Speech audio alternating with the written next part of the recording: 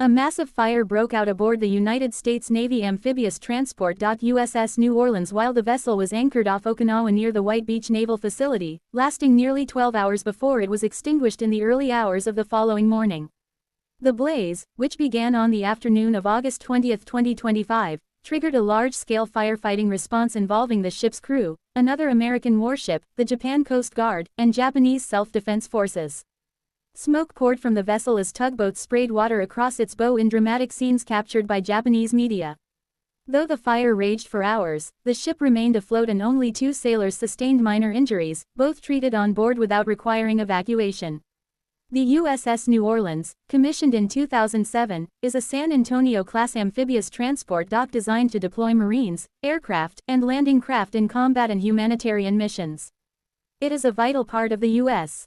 7th Fleet operating in the Western Pacific, and its location near Okinawa underscores its role in forward deployed readiness alongside Japanese allies. At the time of the incident, the vessel had been anchored as part of regular operations in the region, when the fire was first detected around 4 p.m. local time. Within an hour, distress calls had mobilized Japanese partners, who dispatched patrol vessels and tugboats to assist American crews battling the flames from within the ship. The USS San Diego, another San Antonio-class vessel, was also ordered to provide direct firefighting support, underscoring the seriousness of the event. For much of the night, firefighting teams fought to contain the blaze, which spread through internal compartments and produced heavy smoke.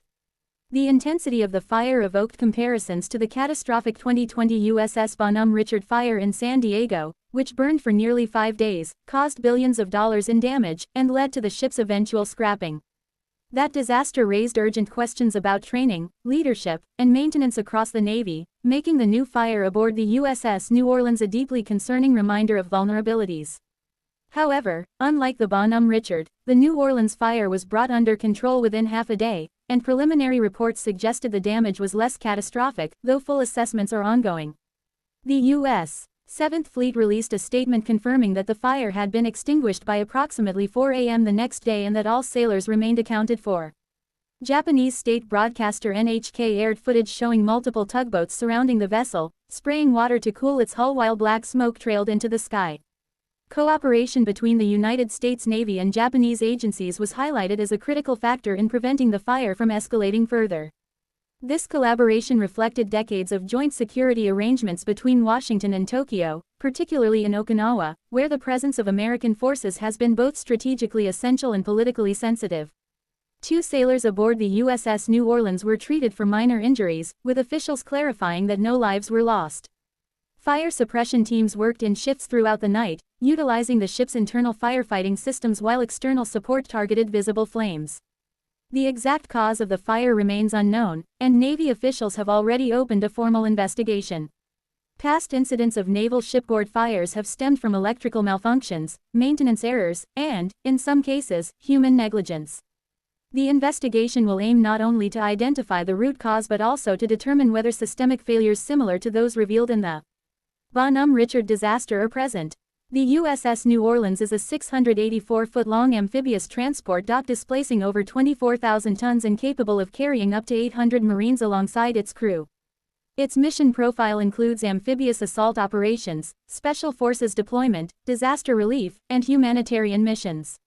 Fires aboard such vessels are particularly dangerous due to the presence of fuel, munitions, sensitive electronics, and the confined nature of compartments where smoke and heat can quickly overwhelm personnel. Naval analysts have stressed that the quick containment of the New Orleans blaze shows improvements in readiness and fire response since earlier disasters, though the incident nonetheless raises questions about maintenance standards and risk management across the fleet. Strategically, the timing of the incident is sensitive. The Western Pacific remains a focal point of U.S. naval operations amid rising tensions with China over Taiwan and broader security concerns in the South China Sea. Amphibious transport docks like the USS New Orleans play a vital role in projecting American power and sustaining Marine expeditionary units in forward positions. Any damage or downtime reduces operational flexibility at a time when deterrence and presence are central to American strategy. This reality explains why the Navy acted quickly to reassure the public and allies that the vessel remained operational and that the fire had not compromised its overall mission capability. The Japanese role in assisting firefighting efforts also carries symbolic weight. Cooperation during the crisis demonstrated the interoperability and readiness of U.S.-Japan joint forces, sending a message of unity in the face of both accidents and potential external threats. In recent years, the Japan Maritime Self-Defense Force has increased coordination with the U.S. 7th Fleet, and Okinawa's facilities serve as a crucial hub for such operations. While Okinawan residents have historically expressed opposition to the concentration of American forces on the island, events like the USS New Orleans fire highlight the practical necessity of bilateral cooperation for safety and security in the region. Experts have noted that fires at sea or at anchor are among the most feared emergencies in naval service. Unlike on land, crews cannot simply evacuate, and must instead fight the blaze while safeguarding the ship and its weapons. Lessons learned from previous disasters, including the Bonhomme Richard and the 1967 USS Forrestal fire that killed 134 sailors, have shaped modern firefighting training and equipment. The fact that the New Orleans crew, supported by allies, managed to contain the blaze within half a day without major casualties may suggest improvements in crisis readiness. Nonetheless, the incident is likely to trigger internal reviews, congressional oversight, and potential new directives aimed at ensuring such a dangerous situation does not recur. In the aftermath, the Navy is expected to release a detailed damage assessment and a timeline for repairs if necessary. Photographs and video from Okinawa showed visible smoke damage, though officials have not publicly described the extent of interior destruction. If major repairs are required, the ship may need to return to a U.S. port, temporarily reducing the number of forward-deployed amphibious vessels in the region. That outcome could influence the scheduling of joint drills and operations planned for the coming months. The USS New Orleans fire stands as a stark reminder of the constant risks faced by naval personnel, even outside of combat. The 12-hour ordeal highlighted the dangers inherent to warships, the resilience and training of their crews, and the vital role of international cooperation in crisis response. Although 2 sailors were injured, the successful containment of the fire without loss of life reflects progress in preparedness since past tragedies.